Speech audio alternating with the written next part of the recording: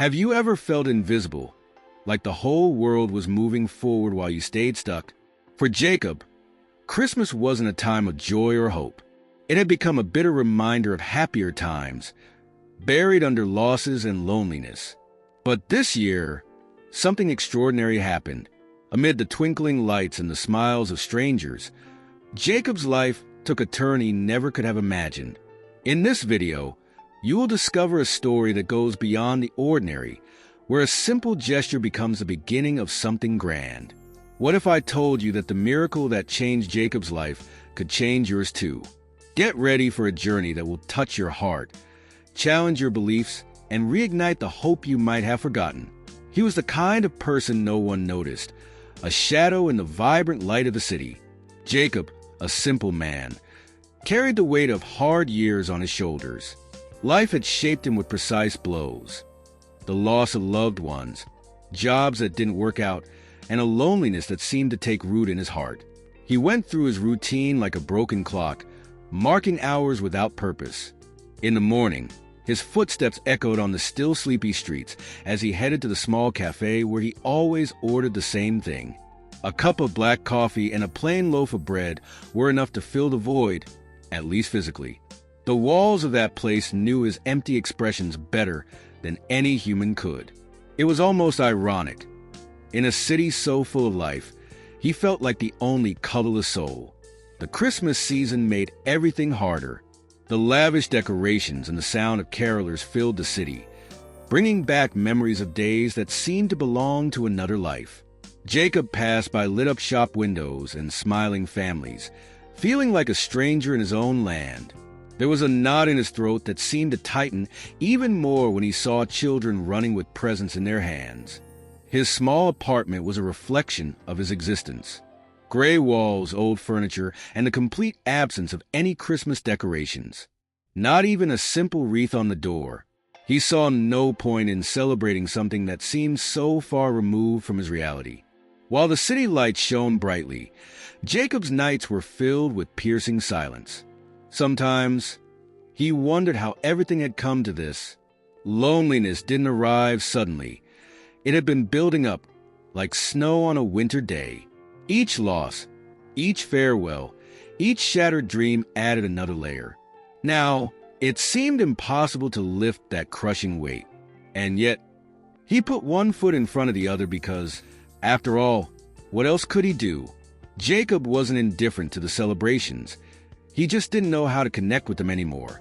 As he walked through the lit-up streets, he avoided making eye contact with people, as if he feared someone might see his naked soul. He believed the Christmas spirit was for others, those who still had hope, family, or something to look forward to. But life, as we know, loves to surprise us. Even in the densest shadows, there's always a spark waiting to ignite. Jacob, however, had no idea that his routine would be interrupted in such an unexpected way. On that ordinary day, as he walked hunched over through the city, something, or someone, would forever change the course of his story. Jacob didn't have a specific destination that afternoon. His steps carried him like a river flowing without direction, lost in thought and surrounded by the hustle of people around him. It was then that he stopped, almost without noticing, in front of the city's central square. There, a true explosion of colors, lights, and movement was unfolding, as if the Christmas spirit had taken shape and come to life. In the center of the square, a majestic illuminated Christmas tree stood tall like a guardian of the festivities. Golden and red garlands draped its branches, while small lights twinkled like stars pulsing in harmony. Children were running around. Couples were smiling, and groups of friends gathered in a contagious atmosphere of celebration. Jacob, however, felt the contrast. He was an outsider amidst that vibrant scene. The smell of roasted chestnuts and hot chocolate filled the air, awakening a distant memory of simpler days. He remembered when he was a child, holding his mother's hand, fascinated by similar decorations. But now, those memories came with a bittersweet taste, a mix of nostalgia and sadness that weighed on his chest. It was like watching a movie he no longer belonged to, As he walked along the edge of the square, Jacob stayed on the sidelines, almost like an invisible spectator. He watched children surrounding Santa Claus, who laughed enthusiastically while handing out candies. A part of him wanted to get closer, to feel that human warmth that seemed so distant. But another, stronger part kept him bound to his own silence. As laughter echoed and Christmas music filled the air, Jacob tried to look away. However, something about that square kept him there, as if it were impossible to walk away completely. He knew he wasn't part of that collective joy, but he also couldn't ignore it. It was as if something or someone was calling him back to a place he thought he had lost. Suddenly, a gentle breeze carried a snowflake that landed delicately on his jacket. It was enough to make him lift his eyes and stare at the illuminated Christmas tree longer than he wanted to. There was a kind of magic in that scene, something that seemed to whisper that maybe things could be different. He couldn't explain it, but he felt a flicker of hope as fleeting as that breeze. But before he could embrace any emotion, Jacob turned, ready to continue his walk. After all, he had become an expert at escaping things that stirred his heart. Yet, as he took his first step away, something, or rather, someone crossed his path. From that encounter, Jacob would discover that some invitations can't be ignored.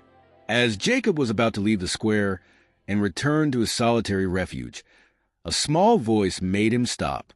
"Sir, are you sad?" The question, so direct and unexpected, came from a little girl with bright eyes and an innocent smile. She seemed to have appeared out of nowhere, holding a small package with a golden bow, as if she had stepped out of a fairy tale to break his melancholy. The girl, who couldn't have been more than 8 years old, looked at him with the curiosity typical of someone who doesn't know the barriers of adult life.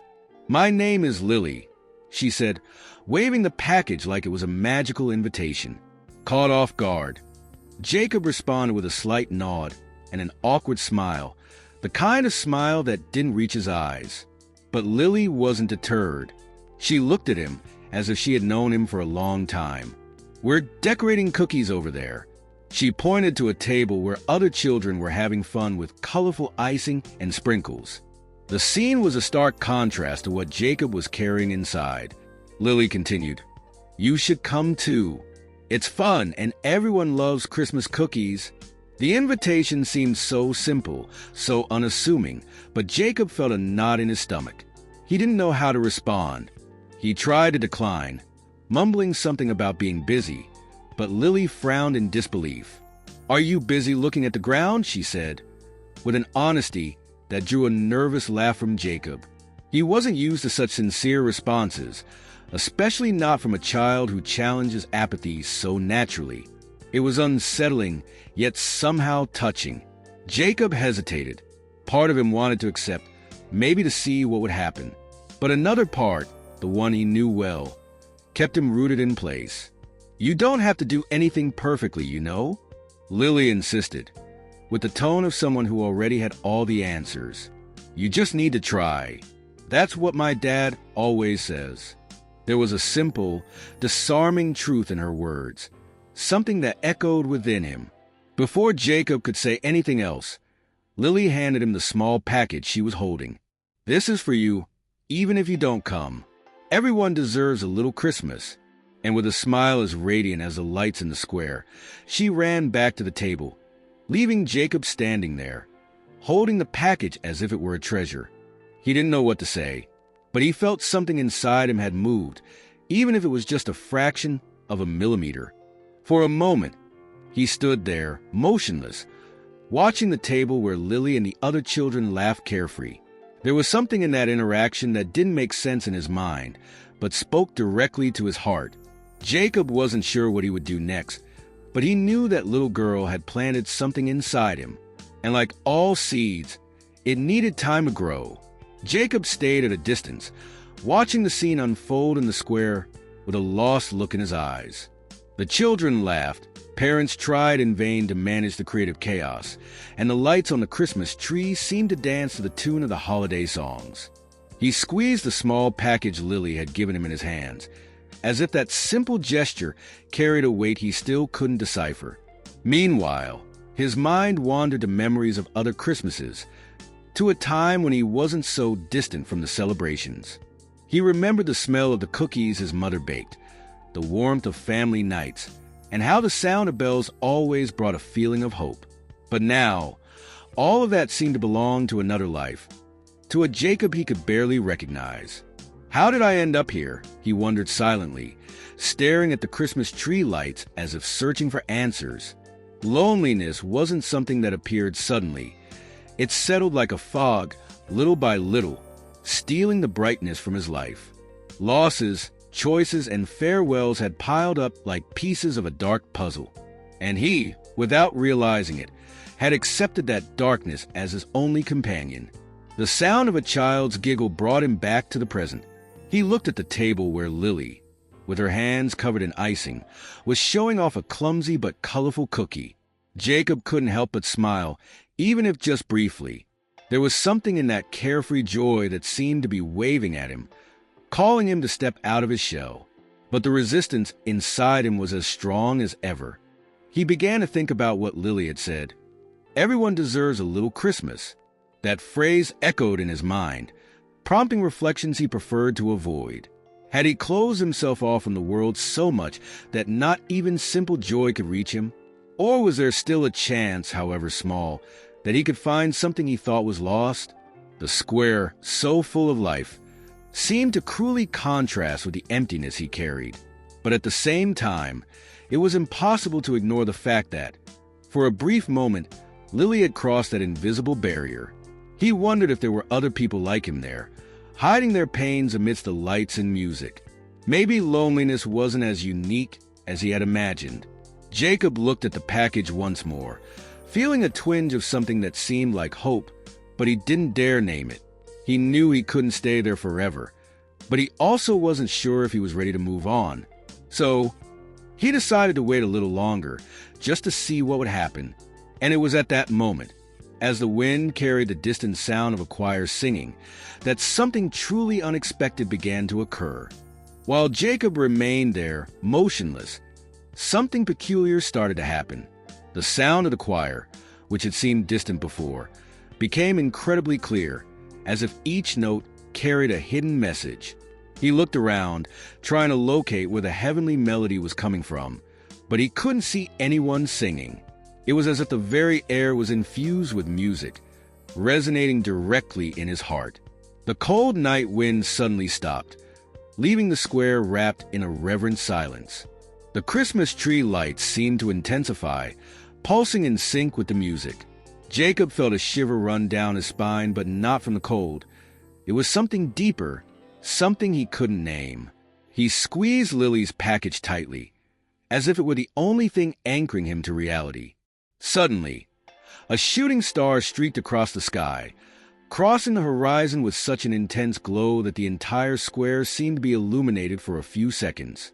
People around him stopped what they were doing, their faces turned upward in admiration. Jacob also looked up, his heart beating faster than he remembered it being possible. There was something magical about that star, something that made him feel small, yet connected to something much bigger. Lily, with her hands still covered in icing, ran up to Jacob with wide, excited eyes. "Did you see that? It was a sign," she said, almost jumping with joy.